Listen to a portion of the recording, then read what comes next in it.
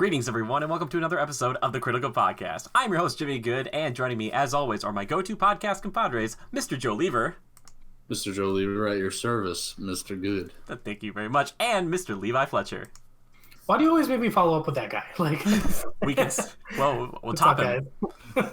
He can't top Hey, everybody. Can't top Joe. Can't top Joe. That's true. It's hard to top Joe. And finally, all three of us are back here together talking about Star Wars. We've had a few weeks off of discussing it, but we're back. And we talked about Phantom Menace last time as a group, and now we're moving on to everybody's absolute favorite Star Wars, Attack of the Clones. I say that in jest because a lot of people absolutely hate this movie, but it's something we need to talk about. And I'm not sure if it still is. It was the longest Star Wars movie for a while. I don't know if that's still true, but I remember thinking like, whoa, this is a very long film.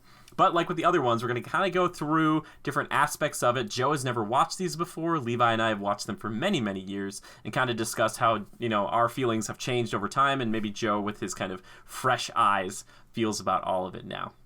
So I want to start, indubitably, exactly. So I want to start at the very beginning here. I want to talk about the characters, because obviously Star Wars is all about the characters and the evolution we get here. So gone is Qui-Gon, and now we have an older Obi-Wan, a much older Anakin, or at least he seems that way, and Padme, who looks just eternally youthful.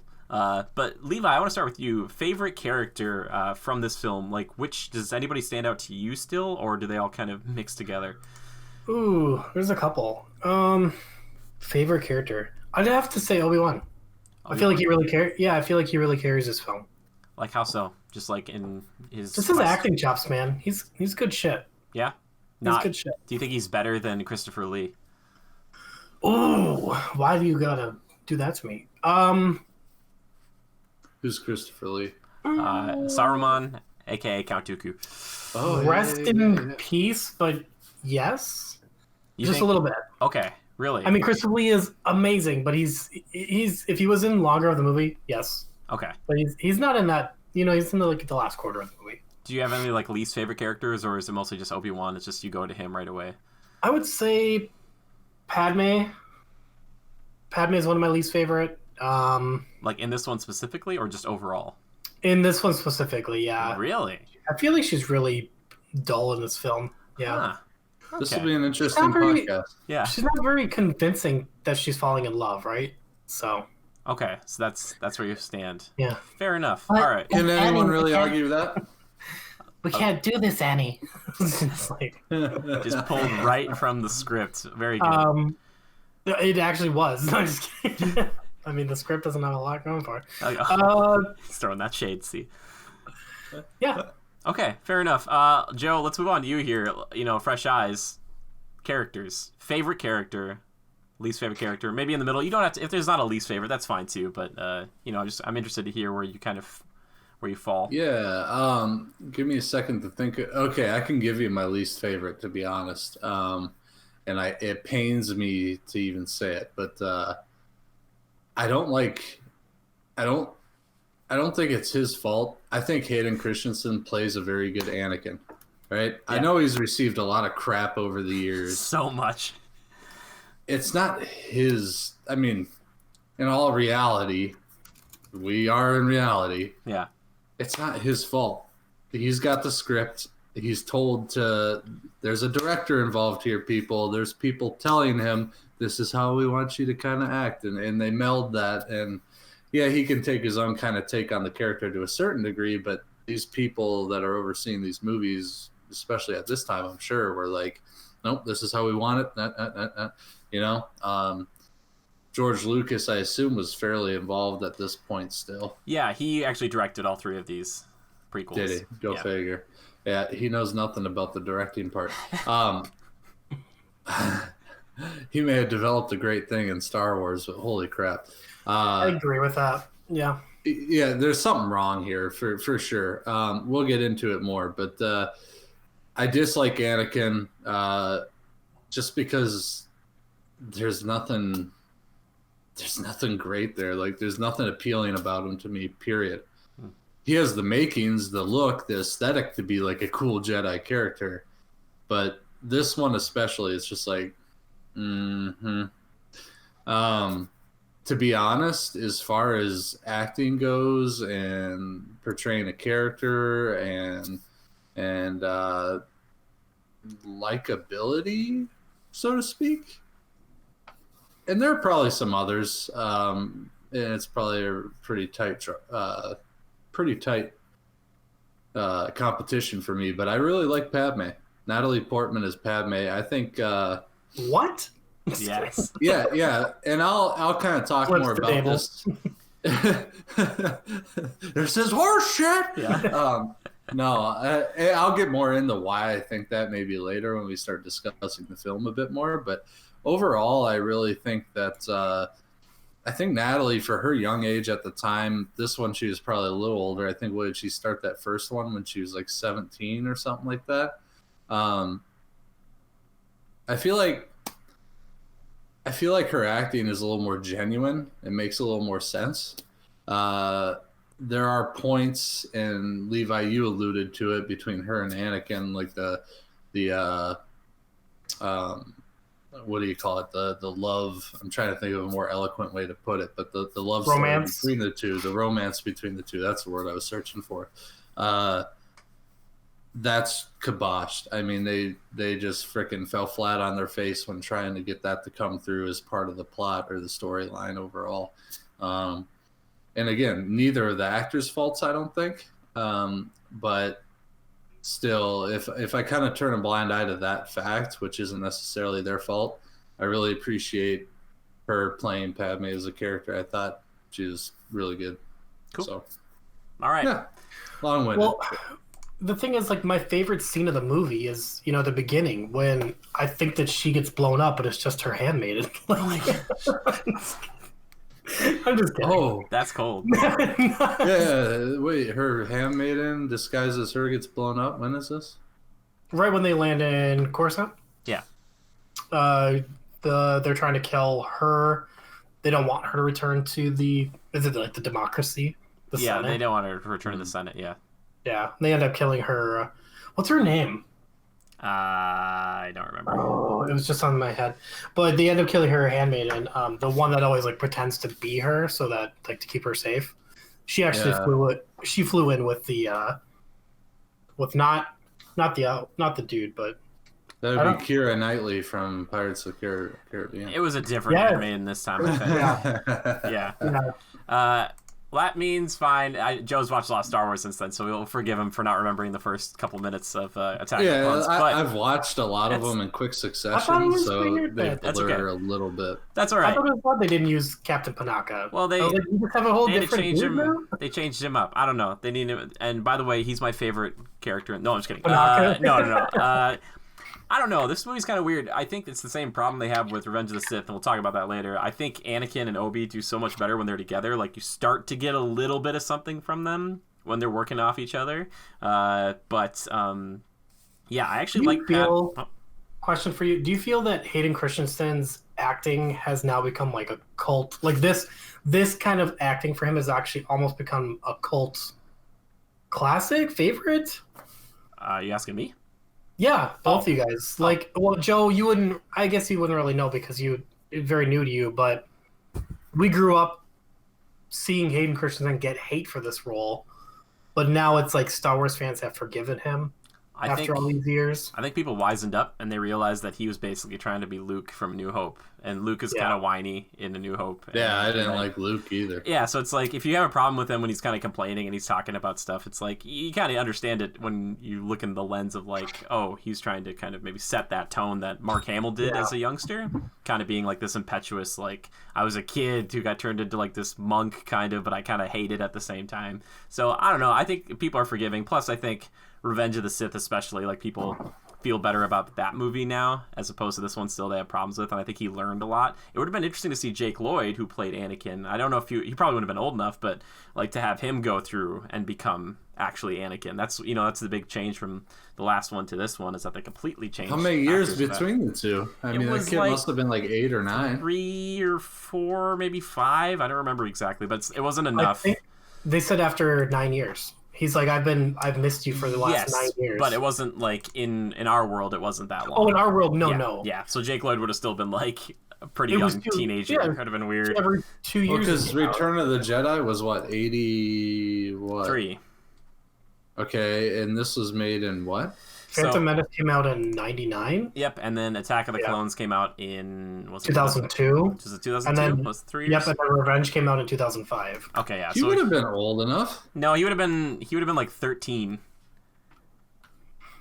If Return of the Jedi was 83. No, remember, Joe, this is Phantom Menace. It was Jake Lloyd. Phantom Menace, like young little boy. Oh, yeah, Anakin. my bad. It's okay. Just getting them mixed up a little bit. He's like, he's either Yeah. going to be 15 Yeah, or I'm he's sorry. going to be like 35. No, and he's like, I'm Padme. sorry. No, which I think, even though the love story isn't like the best, I think they handle it all right for a guy who has like had no tutelage in romance at all, and who would probably be a super creep if he's only been thinking about the only woman kind of that he thinks about for like 10 years or whatever. So it's like when he is like creepy about it, I think that's just him. Like, I think it's on purpose in a way, because like the Jedi aren't going to be like, so this is how you talk to people. Like, it's That's just like, so you know? so nice of you to provide that excuse or to Thank you. try and defend him. I'm not defending it completely. I just think like I try to think of why they did that the way they did. It's still kind of creepy. I mean,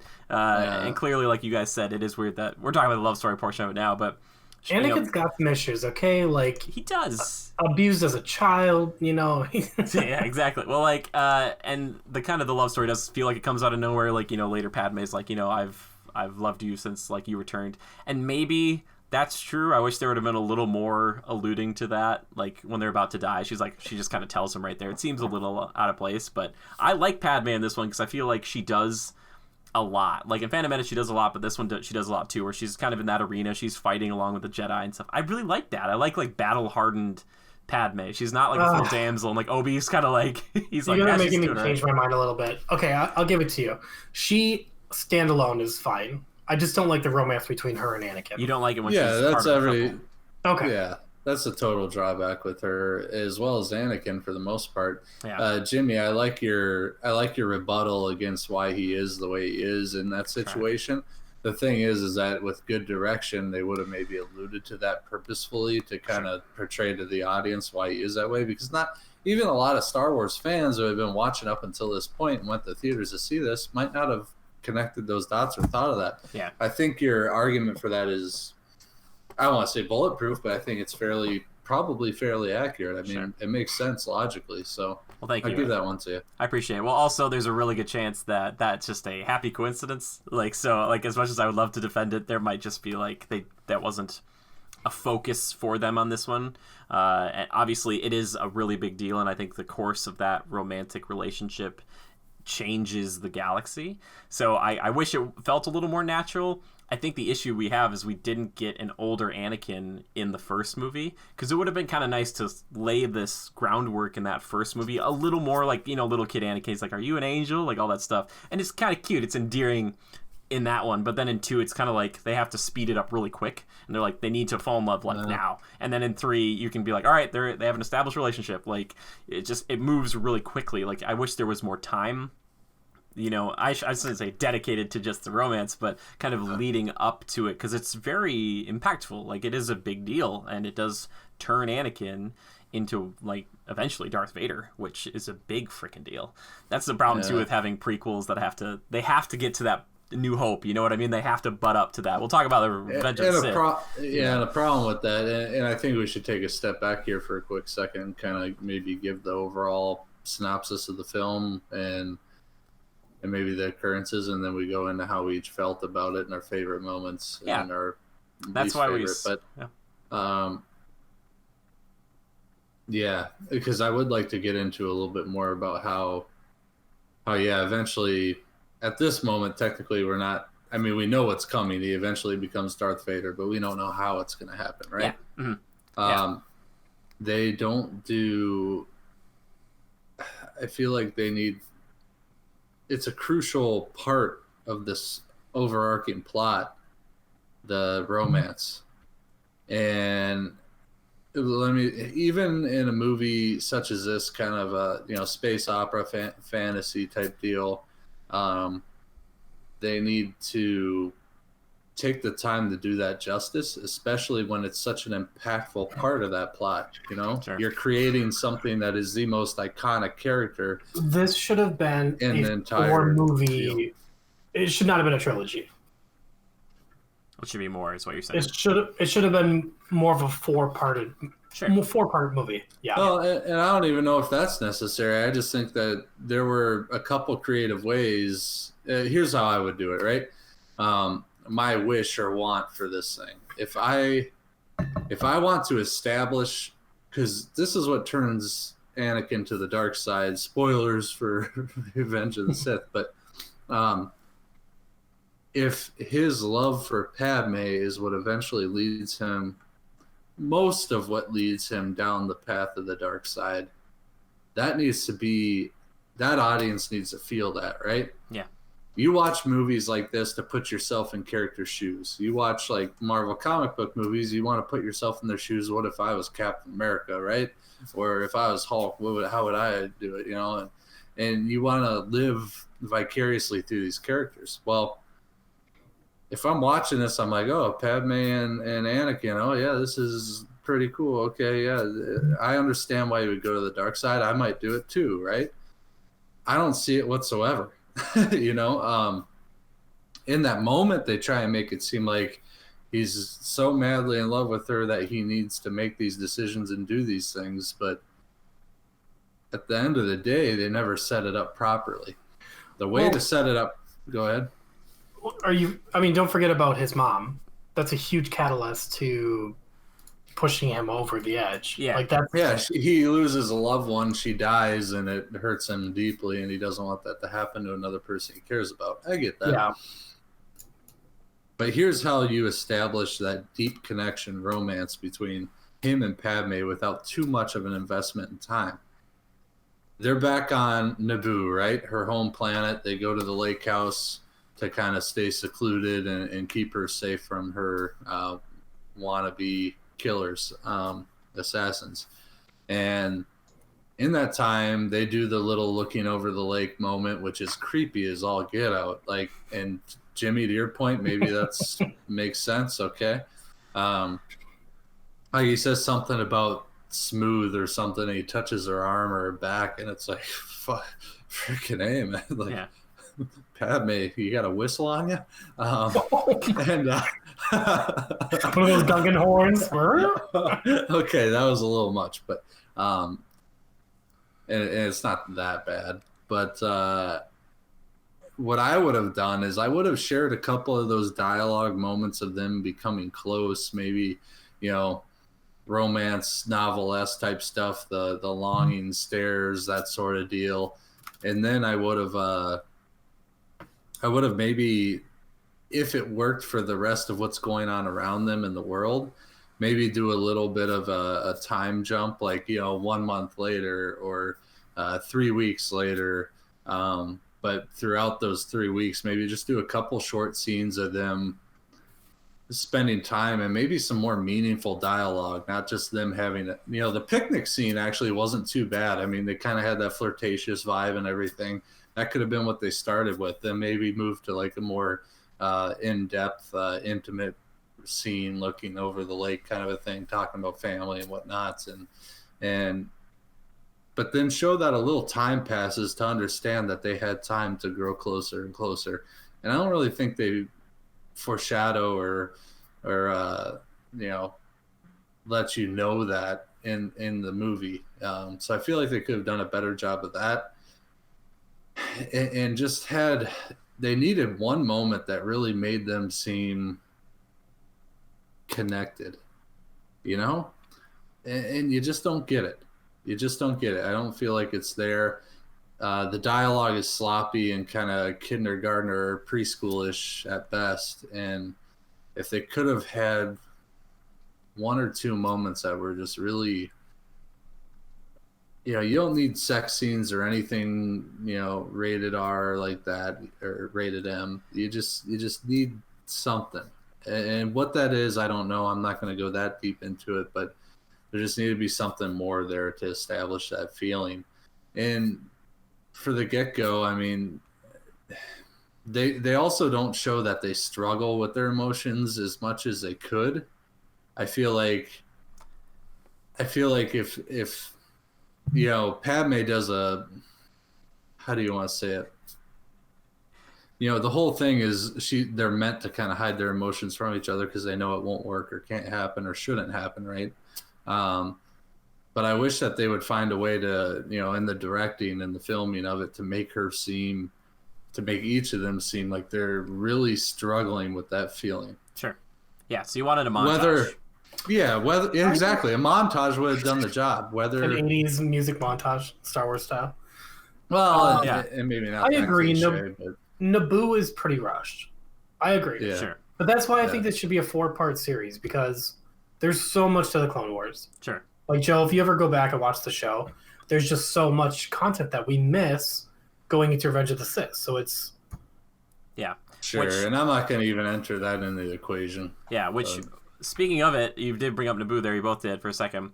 I do want to talk a little bit about the planets, too, because obviously these are just the backdrops for the actual stories happening on them. We've been to Naboo before, which isn't too much. We've been to Tatooine before, which they went back to both in the second movie, and they were there in the first movie. But I want to talk to you guys just briefly about Kamino and Geonosis, which are very different. I mean, Geonosis kind of deserty again, and Kamino kind of the opposite of that. And I want to set them up for me. What happens at both those sides? Yeah, well, so basically, Kamino, the homeworld of the Kaminoans, who are the cloners. They have the kind of the place where Jango Fett, bounty hunter, and setting up all the different clone army stuff. And then Geonosis, where all the bugs live, the droids are, and that's where the big kind of fight goes down at the end of the movie, the big Coliseum and all that stuff. Levi, I want to start with you again. Do you have a favorite between these two, or do you just kind of are like, I could take them or leave them? It'd be nice to see more of Kamino. Is it all just water? I think most of it might just be oceans.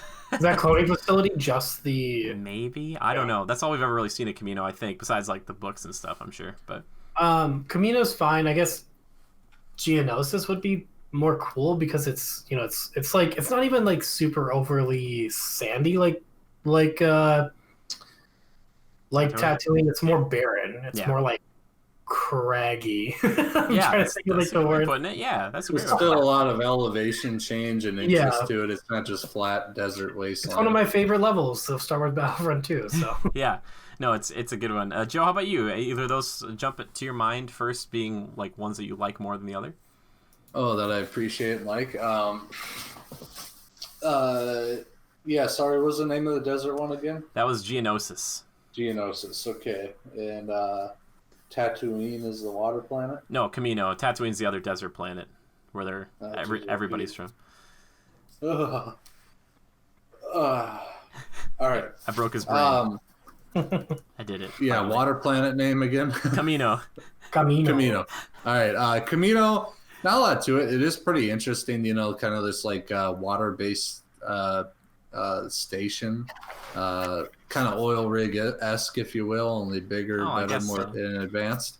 I never thought about that way. Yeah, never did either. I mean, hell, those the scene when he arrives there in his A-wing deal. I don't even think that's necessarily an A-wing, but close. Jedi Starfighter, but it's fine. Sure. When he arrives there, it's really kind of impactful. It's neat. I love the just chaotic nature of it, the giant waves and whatnot, and seemingly an uninhabitable planet. But there you have a very advanced civilization and race cloning people, right? And these advanced bases. Kind of cool. Ultimately, I think it's really neat. I'm glad it didn't get too like zany with like an underwater deal and whatnot.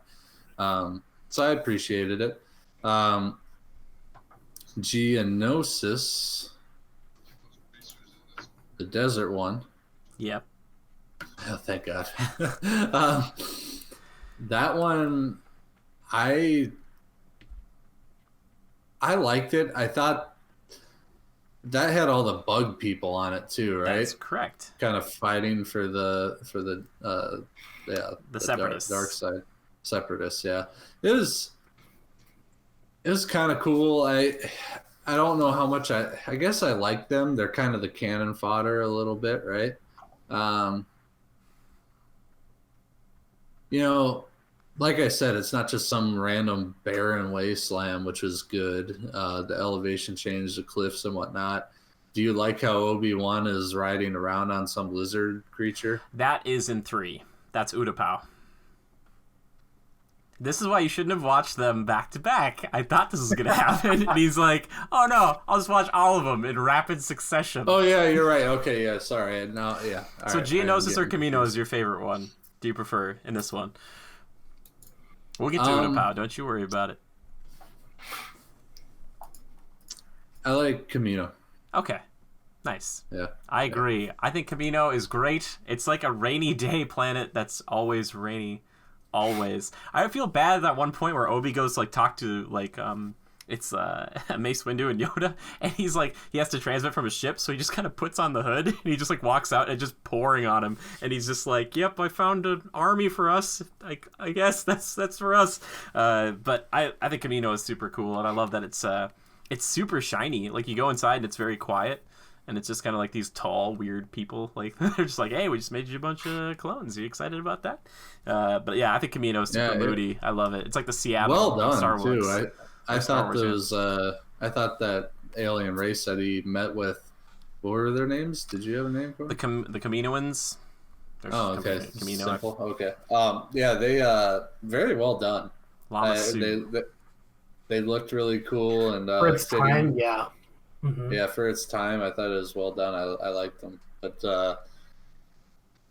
yeah, overall, I thought all that was a cool scene and everything. And he confronts Jango Fett, and yeah, I love that. He's like talking to Jango, and he's like sitting there, and they're like face to face, and Jango like tells Boba. Boba Fett's right there, and he's like, "Hey, Boba, can you go like close the door where all my stuff is sitting?" But I like that he gets like this close to Obi, and Obi's like, "Hey man, like you make it into Coruscant ever, like whatever." And he's like, "I don't know what to tell you." Like, I love that because like they both know about the other one, and it's like, and I love kind of getting into that kind of the effects. Maybe we'll talk about more of the creatures and stuff and the monster stuff. I think this fight between Jango and Obi is one of my favorites in any film because it's cool to see a non-Force user go toe-to-toe with a Jedi and do kind of well. Like, he has a lot of stuff to kind of combat Obi's things, which I really like. You know what I'm saying? Levi, you remember this, seeing it back in the day. Does it still hold up for you? I'm glad they did this because if they had just only done the Geonosis battle with him, I would have been pissed. Because it's like, once again, the bounty hunter gets shafted. So. Yeah, he does kill that one Jedi, though. He, like, annihilates that one, and then he, like, does the cool pistol flip into his holster. So, why is he allowed to take off his helmet? Is he not a true Mandalorian? No, he's not. No. I say Joe's right. So, technically, yeah, I don't think... Is he Mandalorian, though? So if we remember, or was he at one point? I don't know because like Legends switched it. I might have switched it around. I don't know if he's technically of the race of Mandalore, but Mandalorians eventually just became like a creed. It's not really a race anymore. Yeah. So and he's just playing fast and loose, and it might have been he's not a Mandalorian, but back in the day they just didn't really care about the whole helmet thing as much. But now it's like no Mandalore. Like this is the new canon established by Star Wars going forward. So I don't know. But yeah, there was some info because I looked it up at one point, and between him and Boba Fett, they aren't Mandalorians. They just have the armor for some reason. I forget why. Sure. But they just adopted that for its abilities, kind of a thing. And, obviously, the armor is strong and withstands blasters, so that's why. But I don't think they even adopted the Kree or anything like that. No. Well, also he's like got the sweetest job in the world. He's like a bounty hunter who just was picked to be this new like the leader almost, or like the genetic template for all these clones. And then for payment, he just like lives at this place and has like his own cloned version of himself, like as a son. And it's just kind of like, yeah, I just chill out here, and sometimes I do some hunting, and it's not a big deal. Pretty easy life for Jango, I think. But watch, you just like look at the extended stuff though, and you'd be like, oh, actually, it was a really hard life for him. But anyway, getting back to the fight, Levi, did you have anything else you want to say about it before Joe weighs in on this fight from a while ago? No, I like the fight. It's cool. Okay, cool. Joe, anything for you in this fight that stands out? Yeah, I mean, simply put, like it's cool. It is kind of I almost prefer it to the typical lightsaber choreographed dance that they started to do for these, which by no means do I dislike. I just I can appreciate this a little bit more because they show off some different abilities and that sort of thing. Like when they're sliding off the dome edge towards the water, and he has the Mandalorian armor where you can pull out the, what do you call that? The gauntlets have like the vibro blade thing, yeah, whatever it is, yeah. Which, cool, showing off abilities like that, more practical type tactical features. Yeah, for sure, totally. Which I can appreciate, and using the grapple and stuff like that, and essentially Boba trying to keep the, or not Django trying to keep the lightsaber away from him and everything, knowing that that's kind of, besides his force wielding, keeping that lightsaber, which is his only weapon, away from him is priority number one.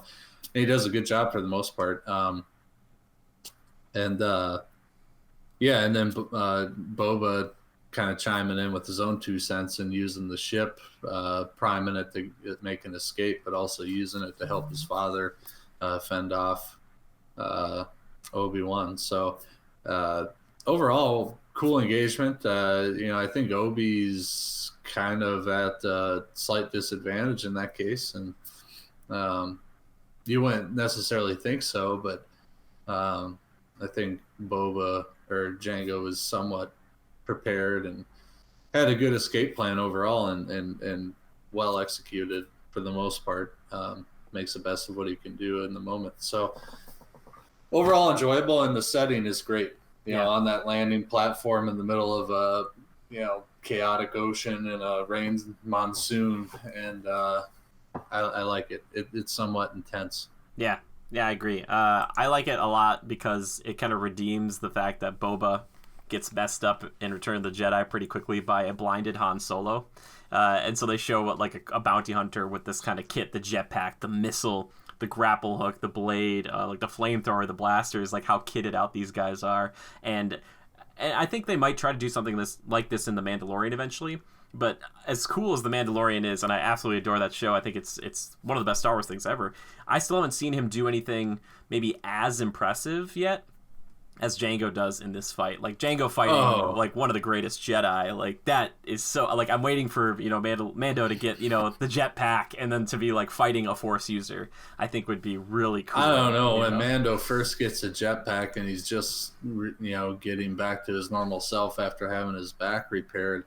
The fact that and I don't want to get too into the Mandalorian, but the jetpack thing, it ties in with how Django uses his, but apparently that's like controlled by your mind. Yeah. Which is pretty like, okay. I mean, they don't need to give me an explanation. I don't really care. I think it's pretty dope. But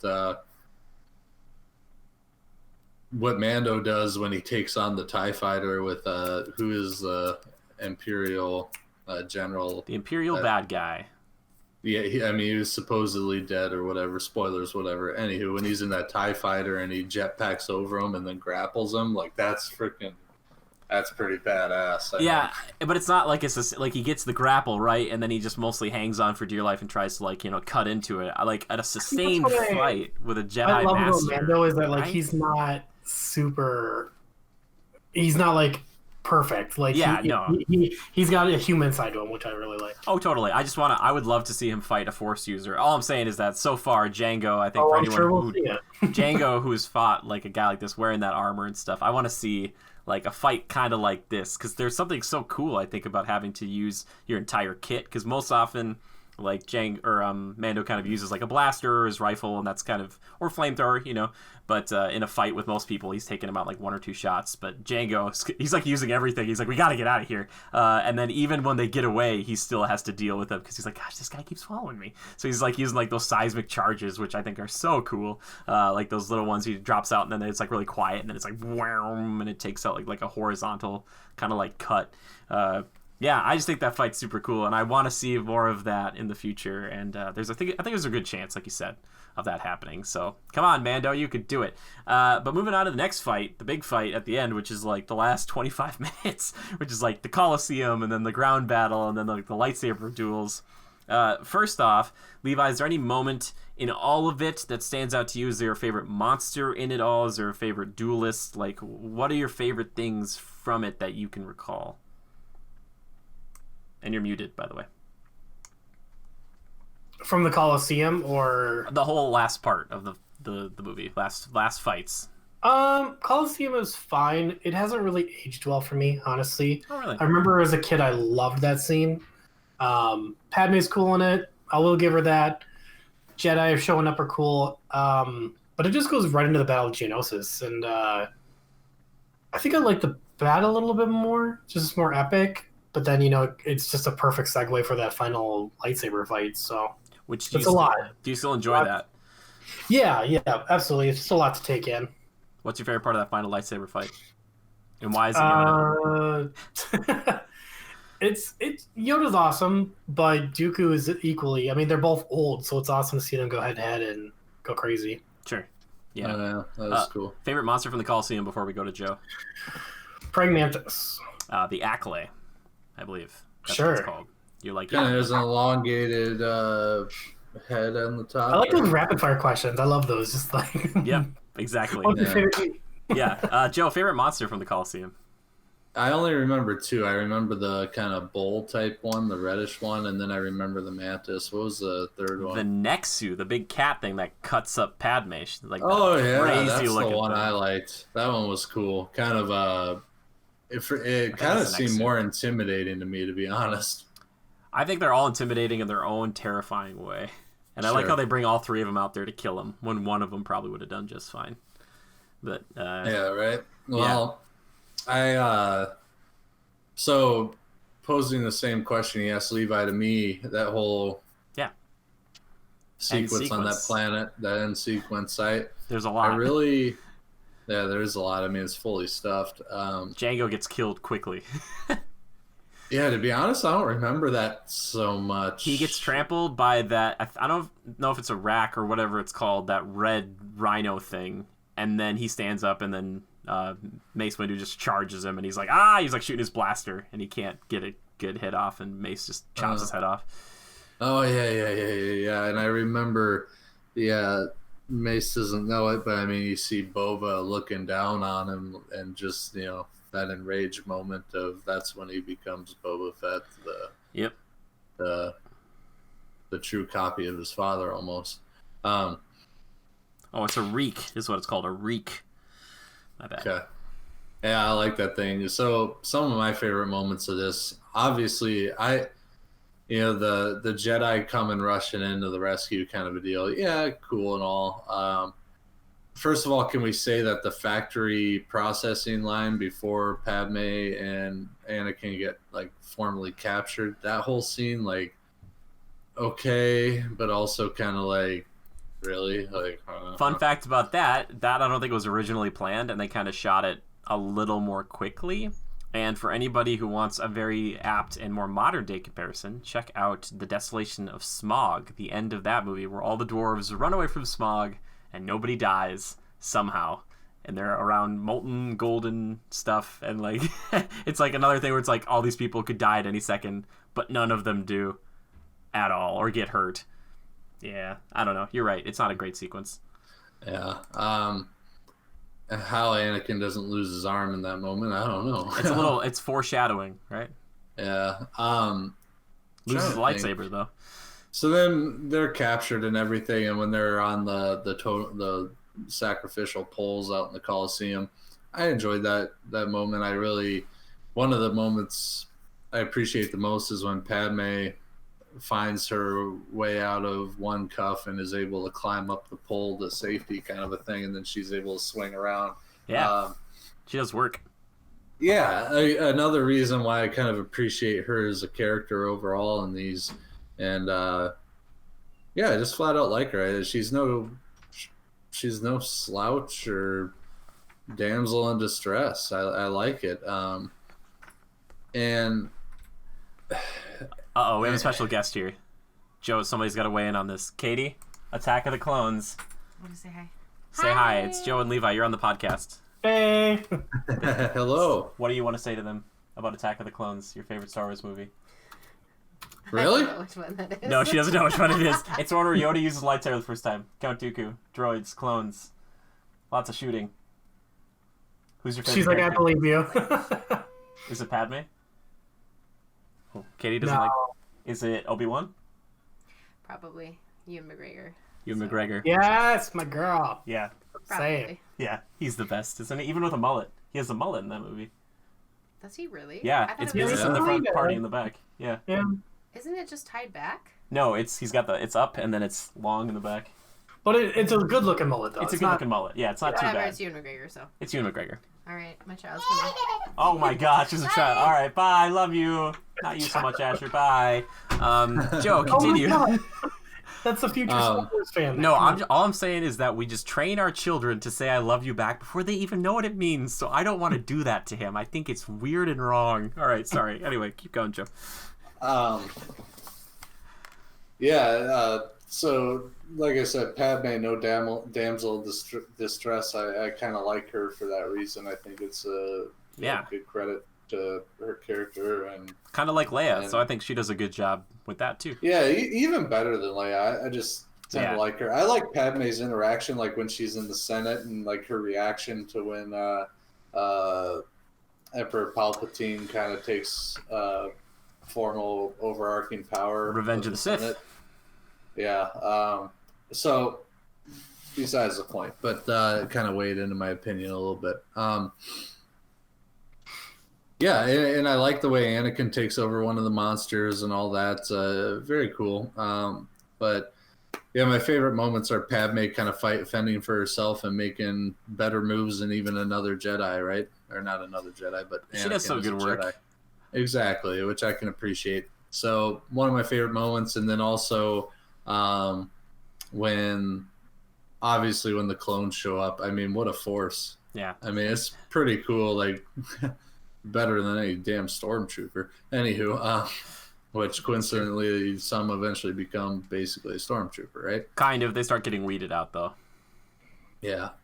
But anywho, when they show up and just the way they assault and attack everything and make pretty handy work of the cannon fodder and whatnot, and the escape ships and all that. Yeah. Really, really cool. All kind of under Yoda's command for a lot of it. Pretty interesting, and I can appreciate it. So, yeah, ultimately those are my two favorite moments. Obviously the battle between Yoda and Dooku is a big moment and pretty impressive, and getting to see Yoda fight is pretty awesome, even though it's pretty much CG, but Yeah. I can appreciate it nonetheless. Obi-Wan kind of takes a knee in that fight. He doesn't really show off like he should. He gets burned up quick, and then Anakin goes in Yeah. before him, so he gets thrown off. Well, that lightning really did a number on him, I guess. No, he doesn't get lightninged, does he? I think he gets. Yeah, he gets like hit with Dooku does force lightning him, and I think No, or is that Anakin? That's Anakin right away. Oh yeah, And yeah, then Obi takes 2 hits with a lightsaber, like his arm and his leg. yeah. Yep. Yeah. And isn't there some column that falls or something? That's Yoda later on. Dooku drops a column, and then Yoda picks it up and Saves throws it. it. Which is Maybe funny. Obi-Wan was a little thrown off. It's funny how this fight, we'll talk about it maybe more with Revenge of the Sith, how this fight starts with the Force, and then it goes to the lightsaber. I think because it's a cooler reveal to show Yoda finally use a lightsaber. But it's I would think that the contest would be all right, the lightsaber is this level, but if you have way better power in the Force, that would be a better determinology of who is stronger, because the Force is kind of ridiculous. But I love that sequence, Levi, and I will never forget watching that with you in theaters and us laughing at Yoda jumping around, because the first time you see it, if you're not used to it, especially being 12 or 13 at the time, is pretty jarring. It's pretty cool because he's always just been walking around, and then just see him flipping around and stuff is great. And that's a lot of the movie there at the end. There's a big chunk. I wish the part where Anakin's riding the Reek and Padme jumps on there and she's got her gun and he's got the sword. That part's cool, but she gets on there and gives him a kiss. I really wish Obi would have seen that, and they would have done a dramatic zoom in on him, being "What?" He's gonna be "Oh no!" Is that what the bull thing is called? Yeah, a Reek. A Reek, Acklay, and Nexu. But yeah, I like all those monsters. I think they're cool. I like how Obi finally, like, he kind of fights that one for a long time. Like, it's in the beginning, and then he gets the spear later on, and then he finally gets a lightsaber. Then he's just like he's like, I'm done with this fight. I enjoy that. I do. But I think the hard part with the Christopher Lee stuff is they have like a stunt double in there, and they kind of CG his face, and you can kind of tell now if you're looking for it, like I was. But his fight with Anakin and Obi, especially Anakin when he gets the dual lightsabers, which I love, is kind of quick, and there's a lot of close-ups, and you can't really see him, especially when it goes all dark. But I think it gets remedied in Revenge of the Sith. So, but yeah, man, that Yoda part, it's great. It's really good. Let's. I like him showing off the Force abilities too. It's kind of the first time you really see it used in battle to a certain extent, especially Yoda grabbing the column. And stuff to like a major extent, for sure. Yeah. I think we can. We'll start to kind of wrap up here. But if there's any other like last favorite things or kind of big moments that you wanted to touch on, Levi, we'll start with you quick because I know you're kind of having to go off here pretty shortly. Is there anything else you wanted to mention about Attack of the Clones? No, just that I wish there was more. I really love this era. This has always actually been one of my favorite eras, out of the whole series, probably. So I would agree. And I think that's what really makes it interesting is like this whole like a war. And Joe, I do implore you to watch the show if you ever get a chance, just if you have some downtime, because it's a good show. Shows a lot more of the Clone Wars, a lot more of the Clone Troopers. But yeah, no, this is one of my favorite moments. I mean, that's why I love Battlefront 2 so much, and the new Battlefront 2, I love that stuff. Where does this stack against the other movies we've talked about so far? Is it near the top, near the bottom, middle? It's hard. It's under Revenge for sure, only because it has to be. But as far as like era go, I mean, like, God, where does it fit in my ladder? I think Revenge is still at the top, and it would probably be Revenge and then Attack of the Clones. Of all time, of like the other, like the original trilogy stuff? Yeah, I mean, I have to watch everything again just to really make up my mind, but it changes. Okay, fair enough. Joe, how about you, man? Anything else you want to mention about this film or kind of talk about where it falls for you? I think a lot of people have qualms with the timeline deal when they're like, who ordered this clone army to be created? And they say it was this guy from the Jedi Council, and it was about 10 years ago. And he's like, well, I thought he was dead longer than 10 years or something like that. And there's like a discrepancy there or something in the timeline. I don't know if you know about it or have looked into it. Do you want me to tell you why it is this way, kind of, from what I've gained? Sure. So apparently there was a typo, and the original was going to... So Sifo Dyas, they kind of brought into existence, but originally it was going to be Master Sido Dyas Sidious. So Palpatine was going to be the guy who manufactured that army as well. And there was just a typo somewhere where somebody put an F instead of a D, which obviously close on your keyboard. And I don't know if that's completely true or not, but if it is, that's hilarious that they're like, okay, I guess we'll just make a new Jedi instead then. Because I like the idea of like Palpatine making two armies to fight against each other, and then he's like, and I will take over the whole galaxy. And you see Sifo Dyas too. He's in the Clone Wars, right? He was, but this, I mean, this predates, like, Attack of the Clones predates the Clone Wars by a long time. Yeah. Yeah, so they didn't have Sifo Dyas originally, but yeah, that's kind of where that is, Joe. Kind of, if that makes sense. It's weird. Okay. But yeah, overall, this movie thus far has been my favorite, period. Without acknowledging Revenge of the Sith, obviously. I wish the romance was done better because I think it could have been a feather in the cap for a film like this, and really made Revenge of the Sith even better because of that foundation. And we covered that early on. I won't drone on about it, but I like the action, the large battle sequence. I just think it's a little bit more of an impactful film overall. There are some drawbacks with the characters, mainly the relationship between, the romance between Padme and Anakin, but I still like them. I still, Obi-Wan and everything, Yoda being shown off to a greater extent, which a lot of people wanted and we were waiting for. Great.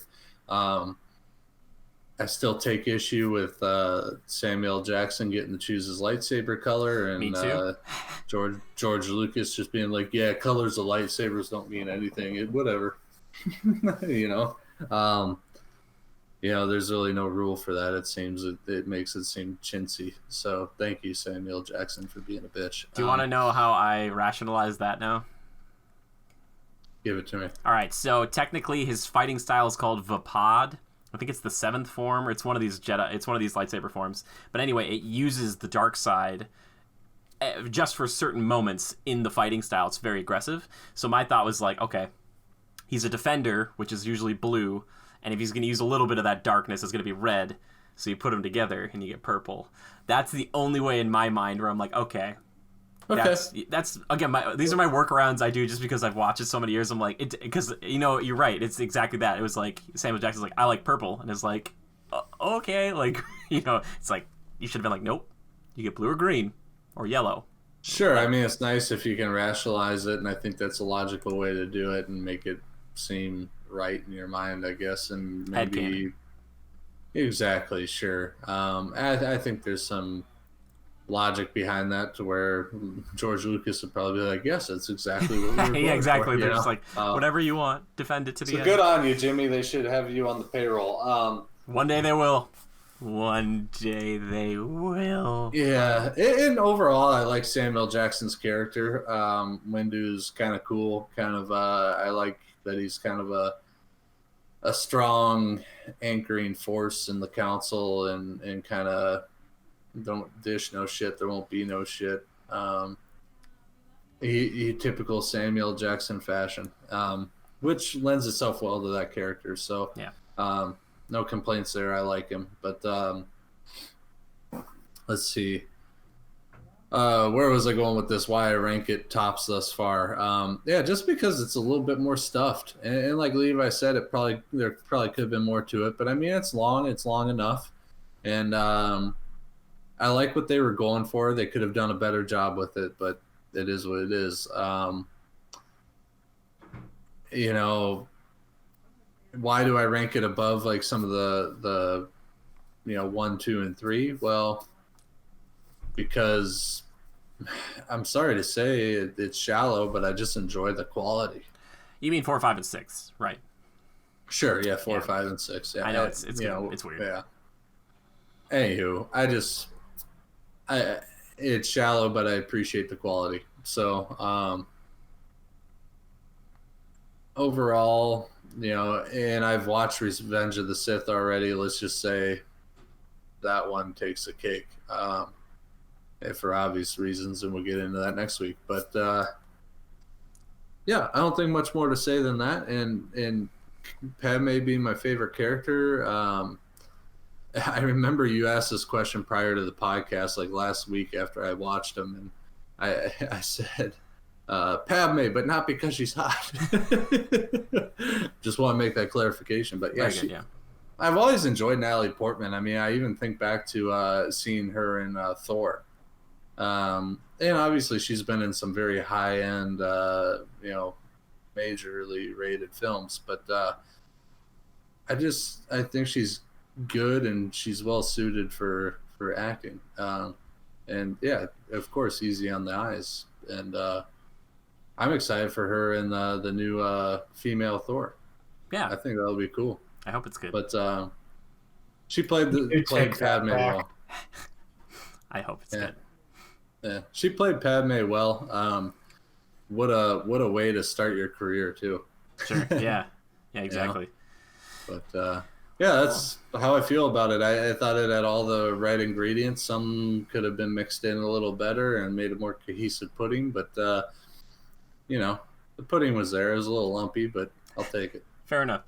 Cool. I just have a few closing thoughts. First off, we didn't talk about Dexter Jetster, one of my favorites, Obi's buddy at the cafe early on. I love that. I love Dexter. He's kind of a creep. But I like that Obi has like a life outside of like the council and stuff, which the council, hilariously enough, I feel like there's all those people on it. I feel like it's mostly Mace Yoda and that Ki-Adi-Mundi guy who are kind of running the show. Like no one else ever talks. Like Mace and Yoda are kind of like, yeah, we agree on this, and the rest of the council, they're just like silently watching, like, yes.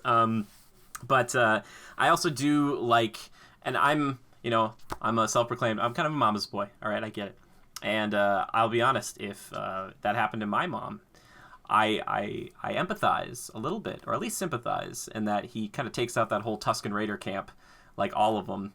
And like seeing that, I'm like, yeah, I get it. If that, if I lived in a fictional like Star Wars lightsaber world, I could see where that temptation would be there. And it's too bad because obviously she has to die for him to kind of move forward.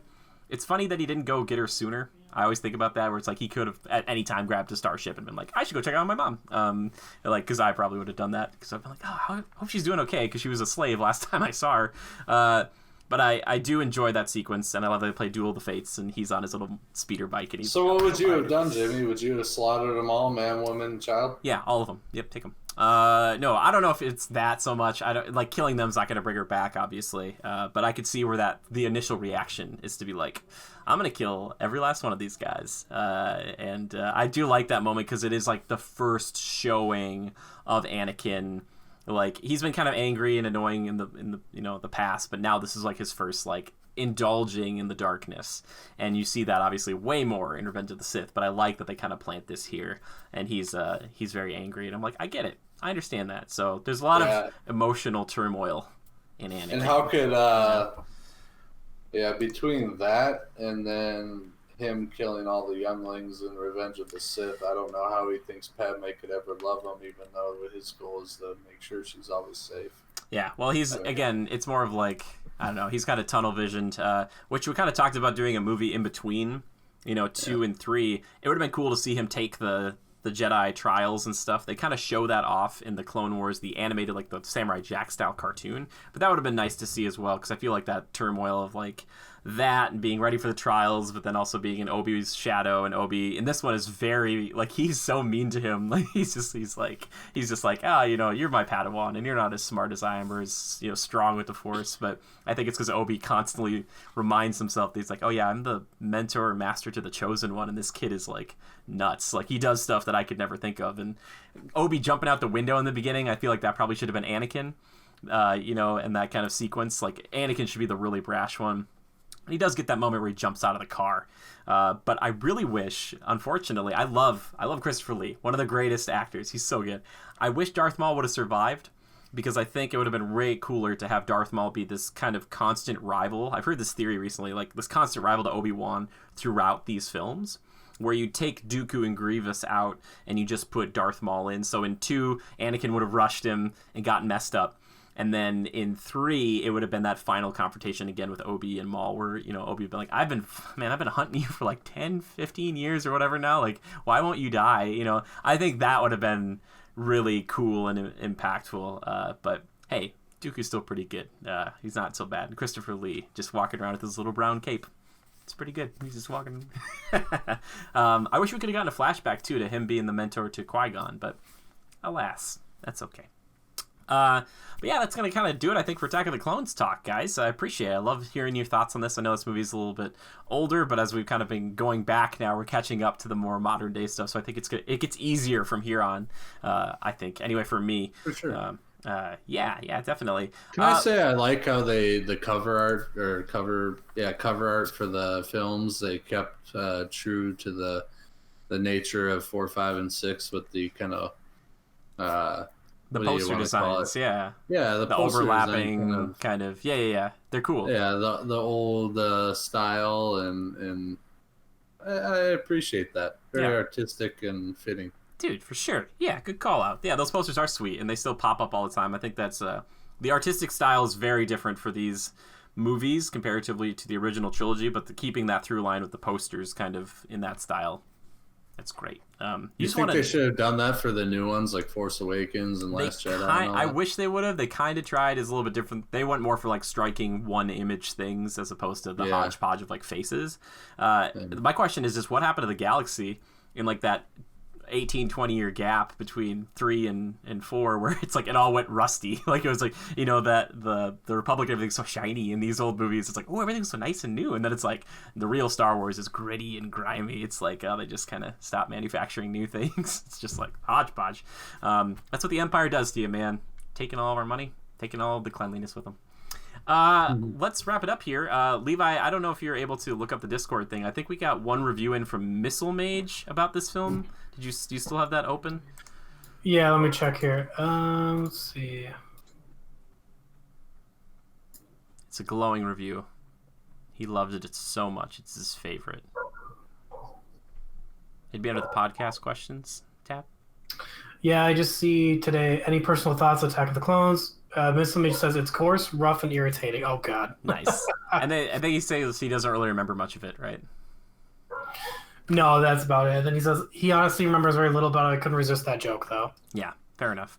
Again, a lot of people, this is the much maligned one before Episode 8 came out, and Episode 8 is more divisive than straight up maligned, but Attack of the Clones for a long time has been the kind of the punching bag of the Star Wars community. Not for everybody. I'm not going to say everybody feels that way. It's just kind of what we were hearing for a long time. But maybe that'll change, and maybe in the years to come, it'll rise more to prominence. It's interesting to hear, Joe, your perspective of saying that you actually enjoy it more than some of the original trilogy stuff. So it all, I think, depends on when you see stuff. It's a big factor to remember, too. So, yeah, I appreciate you guys coming out here, hanging out. Obviously, Time Killers was Attack of the Clones this week. We've done other things, but we kind of did the community feedback and questions in there, too. But if you guys have another topic or a movie you want us to cover in the future, we're going to do Revenge of the Sith next week. I think the week after that, we're going to try to do the Critty Awards if the boys are up for it. And then we'll move into 7 and 8, potentially. We'll see how Joe's feeling. I don't know if Joe's going to get a chance to see 9 before it leaves movie theaters and then comes to Disney+. It already did. I tried. I was going to see it this past weekend, and it left that Thursday. Well, maybe there's a chance still. Who knows? But yeah, I'd love to talk about those movies. And I think those ones are obviously bigger topics of debate, especially with the creator, George Lucas, not being a part of them anymore. Interesting to hear kind of how people feel about it and the direction it took. So, yeah, we'll talk about that. But anyway, just tweet the hashtag Critical Podcast to either of us or any of us or any one of us at Go Critical, or I'm at Jimmy Good 013 if you'd like to tweet me Star Wars GIF or maybe even a Naruto GIF. Actually, Itachi, just an Itachi GIF would be choice. Joe, where can they find you on Twitter? You can find me at Lever_627. That's Lever just like Beaver, only with an L. Excellent. And Levi, if they would like to tweet you, they can tweet you at... I'm at Levi Fletcher. Excellent. Wonderful. Thank you guys for hanging out here with us. We, again, would love to hear more feedback. Let us know what you thought of Attack of the Clones or any of the Star Wars we talked about previously. I would please send us, tweet us, comment, all that stuff, and supporting us. You guys do that by just watching this, but we do have a Patreon. You can subscribe here. We have a Spreadshirt. I'm not going to force you to do any of that. If you want to, you can. If you love us, that'd be great. But if not, you could just still hang out with us. And we have a Discord where we talk about this stuff. Try to talk about it. I love chatting with you guys. It's so much fun. It's way more fun to have a dialogue, baby. And obviously, pretty big Star Wars fan. As you can see, even though that trilogy, I don't know. No Star Wars trilogy, I don't know. There's ones I love and things I don't love, and it's all over the place. I do like that cross guard, though. It seems pretty cool. That's just me, though. What can I say? I'm more of a dual red lightsaber guy. We have to do a whole podcast on this, guys, where we sit down and like, what would our color be and which lightsabers will we have? I think we're all pretty much Sith here. Anyway, thank you guys for tuning in, and until next time, just remember to adapt and overcome.